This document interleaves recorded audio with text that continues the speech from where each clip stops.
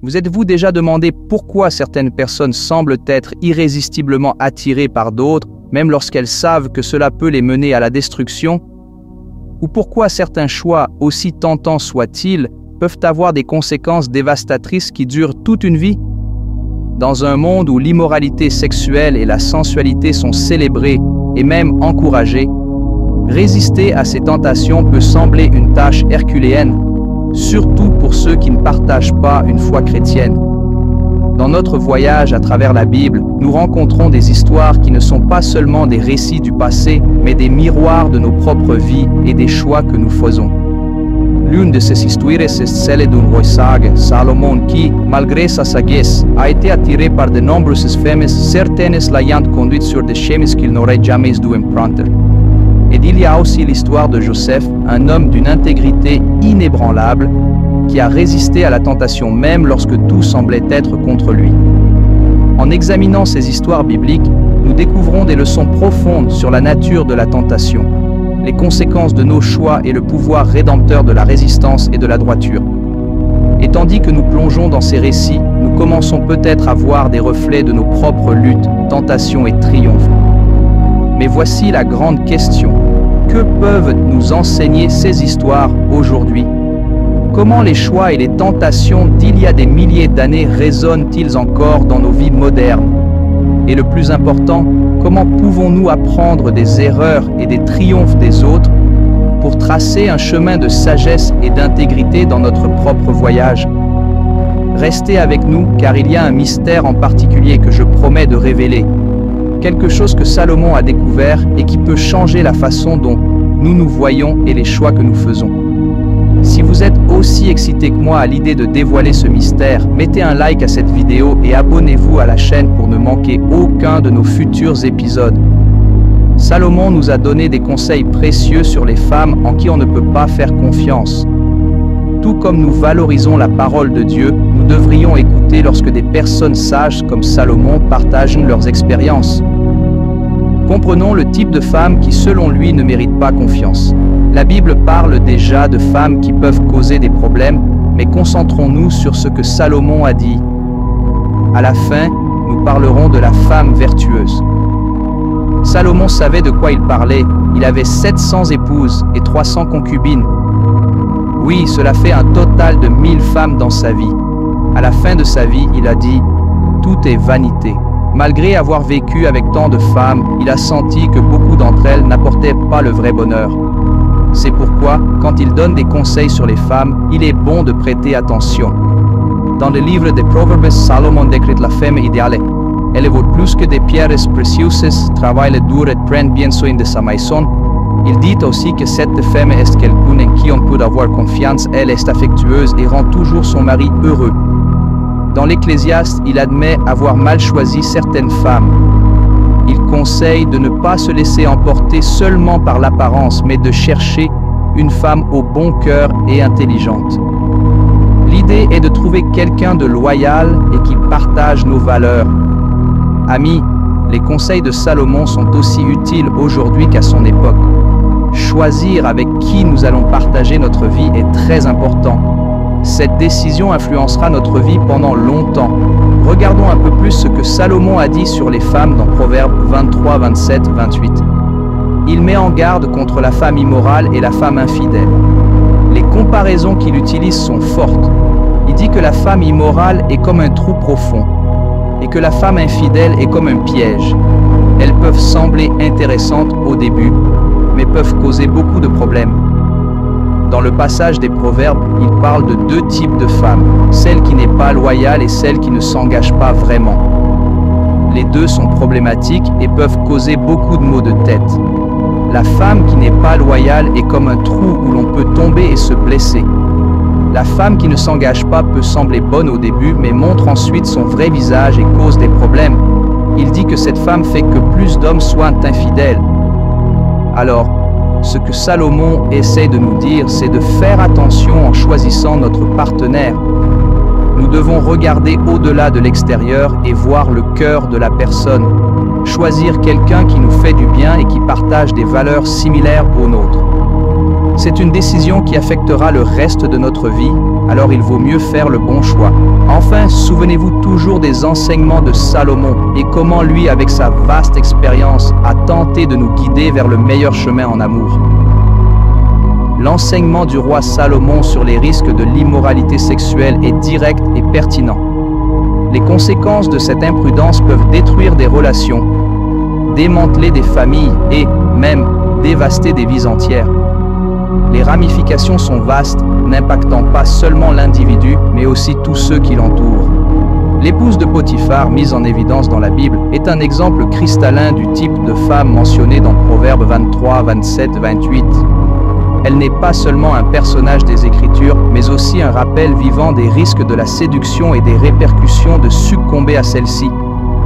Mariée à Potiphar, un important officiel égyptien responsable de la sécurité palatiale du pharaon, son attirance pour Joseph est indéniable. Le récit biblique révèle comment elle a tenté inlassablement de séduire Joseph, qui rejetait ses avances, affirmant sa foi et sa loyauté envers Dieu.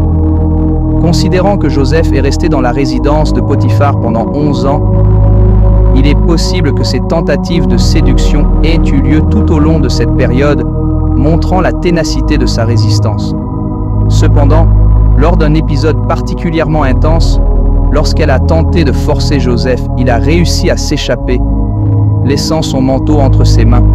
En réponse, émue par sa frustration, elle l'a faussement accusé de l'avoir agressé. La vie de Joseph et de l'épouse de Potiphar offre une série de leçons précieuses. Avec elle, nous apprenons que les individus mal intentionnés n'hésiteront pas à nuire aux innocents lorsqu'ils sont contrariés. Dans un monde idéal, tout le monde serait sincère et juste, mais la réalité est souvent cruelle. À cette époque historique, la vie d'un esclave comme Joseph n'avait pas grande valeur. L'accusation de l'épouse de Potiphar aurait très bien pu être une sentence de mort pour lui. Pourtant, elle a choisi de le diffamer parce qu'il ne s'était pas soumis à elle. Des hommes et des femmes avec des attitudes similaires à la sienne existent encore dans notre société, prêts à nuire à ceux qui ne répondent pas à leurs caprices. L'exemple de l'épouse de Potiphar est un témoignage des risques de la tentation sexuelle. Son histoire souligne une femme guidée par des désirs débridés, prête à utiliser sa position de pouvoir pour atteindre ses objectifs, même si cela coûtait la vie d'un autre être humain. Elle était tellement concentrée sur la satisfaction de ses passions qu'elle était prête à compromettre la vie de Joseph. En tant que disciples de la foi chrétienne, nous sommes guidés à embrasser la pureté et la sainteté, en évitant toute forme d'immoralité sexuelle. Cela nous encourage à être sélectifs en ce qui concerne les compagnies que nous fréquentons et les décisions que nous prenons. Le parcours de Potiphar et de son épouse est un appel à rester vigilants face aux dangers de la séduction. Il représente la lutte classique entre les désirs charnels et les principes moraux, servant de rappel de l'importance de rester fidèle à nos convictions et valeurs. Ce récit biblique n'est pas seulement une histoire, mais une ligne directrice sur la manière dont nous devrions nous comporter et les conséquences de nos choix. L'appel chrétien est une convocation à la pureté, à la sainteté et à une vie droite. Cet appel inclut la responsabilité de nous préserver de l'immoralité sexuelle, de prendre soin des temples que sont nos corps et de rendre hommage à Dieu dans toutes nos actions. Dans notre cheminement, nous devons faire preuve de prudence dans le choix de nos fréquentations. Des figures semblables à l'épouse de Potiphar, évoquées dans la Bible, trouvent encore des parallèles aujourd'hui, que ce soit sous la forme d'hommes ou de femmes. Ignorer leur existence est une erreur de perception. L'épouse de Potiphar, décrite dans les Écritures, ne se retenait pas de chercher une relation adultère avec quelqu'un de subalterne à elle. Son comportement montrait un manque de préoccupation pour son propre mariage, pour le bien-être de son mari et même pour la dignité humaine. C'est une femme dont le caractère a été façonné par des impuretés, devenant ainsi le reflet des avertissements dans Proverbes 23, 27, 28. Lorsque nous analysons les décisions de Potiphar, il semble évident qu'il n'a pas accordé la valeur nécessaire au caractère lorsqu'il a choisi son épouse. Et nous, dans nos interactions avec les autres, devons valoriser cet attribut. La détermination de Joseph à rester intègre est remarquable. L'histoire nous montre que, quelle que soit l'ampleur de la tentation, nous sommes toujours dotés de la capacité de choisir. Nous pouvons céder à la luxure ou nous pouvons rester fermes, choisissant de respecter notre engagement envers Dieu. La tentation a peut-être persisté pendant plus d'une décennie, mais Joseph, même soumis au charme de l'épouse de Potiphar, a prévalu. Comme le rapporte Genèse 39:8, Joseph était conscient de ce qui était en jeu. La vérité résonne en chacun de nous. Les tentations momentanées peuvent avoir des conséquences durables, nous amenant à sacrifier nos valeurs, compromettre nos relations et même limiter notre capacité à servir le divin. Les Écritures illustrent comment le manque de discernement dans les relations, comme celle de Samson, peut aboutir à des tragédies personnelles. Ainsi, nous devons toujours nous demander quel sera le prix à payer. Avec cette compréhension, nous évaluons les qualités qu'un chrétien doit rechercher chez une partenaire et, inversement, les attributs que les femmes chrétiennes doivent aspirer à avoir.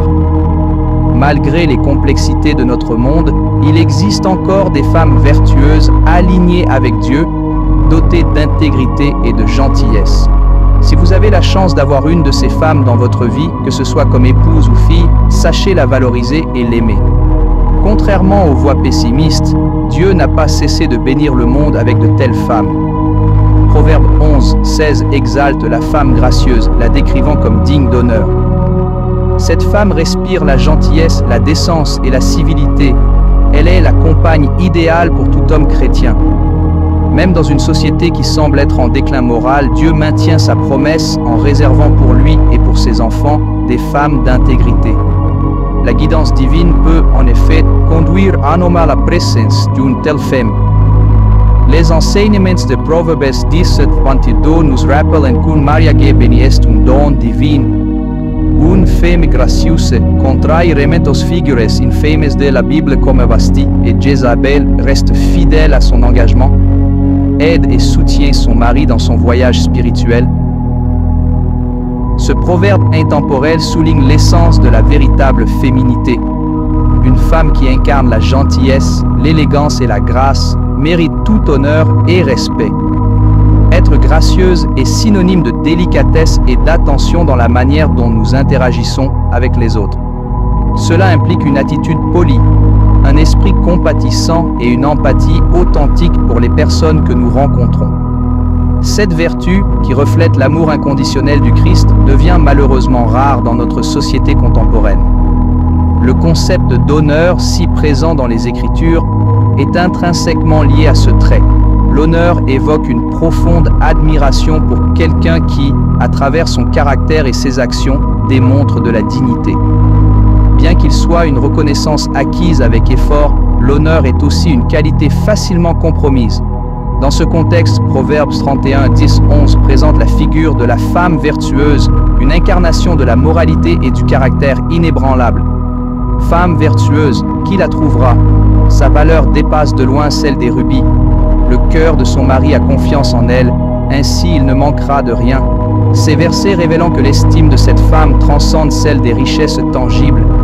Elle est une ancre de confiance pour son mari, une source inépuisable de soutien, dont la valeur ne se mesure pas en biens matériels, mais par la richesse de son esprit et par les actions nobles qu'elle pratique. La femme vertueuse est emblématique. Son intégrité imprègne chaque aspect de sa vie. Généreuse, compréhensive et fidèle, elle sert sa famille et sa communauté avec dévouement.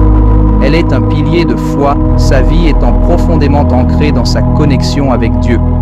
Les proverbes soulignent que, bien que les rubis soient des pierres d'art de grande valeur, la véritable préciosité de cette femme réside dans son caractère impeccable, dans la sincérité de son âme et dans l'amour inébranlable qu'elle irradie. L'aspiration de toute femme devrait être de s'approcher de cet idéal. Nous devons nous efforcer de cultiver et de renforcer notre moralité, d'agir avec honnêteté et intégrité et de pratiquer la bonté et la compassion au quotidien. Notre dévouement envers la famille, la communauté et par-dessus tout, notre foi doit être inébranlable. Il est essentiel que notre existence soit entrelacée avec Dieu, servant de reflet vivant de sa parole et de ses enseignements. Chers frères et sœurs, que nous soyons toujours à la recherche de cette vertu, que les hommes sachent reconnaître et apprécier ces femmes exceptionnelles et que les femmes aspirent, jour après jour, à refléter cette virtuosité dans leur vie. Dans un monde qui semble souvent obscurci, il y a encore des femmes éclairées par la grâce et la crainte de Dieu. Ainsi, hommes, cherchez-les. Et femmes, efforcez-vous d'incarner cette lumière. La vie de Joseph est un témoignage du pouvoir rédempteur de Dieu. Même lorsqu'il a été faussement accusé et jeté en prison, Dieu était avec lui. Dieu a transformé une situation terrible en une bénédiction, non seulement pour Joseph, mais pour toute une nation. Cela nous rappelle que même dans les moments les plus sombres, Dieu travaille pour notre bien. L'histoire de Joseph et de la femme de Potiphar nous met également au défi de réfléchir sur nos propres vies. Où compromettons-nous notre intégrité? Où cédons-nous à la tentation?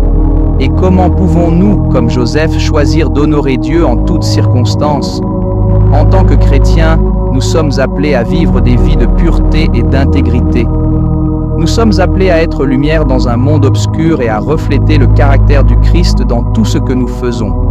Et si vous avez envie d'en apprendre plus et de vous rapprocher de Dieu, n'oubliez pas de liker la vidéo et de vous abonner à la chaîne pour continuer à découvrir les mystères de la Bible. Et si vous avez des questions ou des sujets que vous aimeriez que nous explorions dans de futures vidéos, laissez-les dans les commentaires. Grandissons ensemble dans la foi et dans la connaissance de Dieu. Je vous vois dans la prochaine vidéo.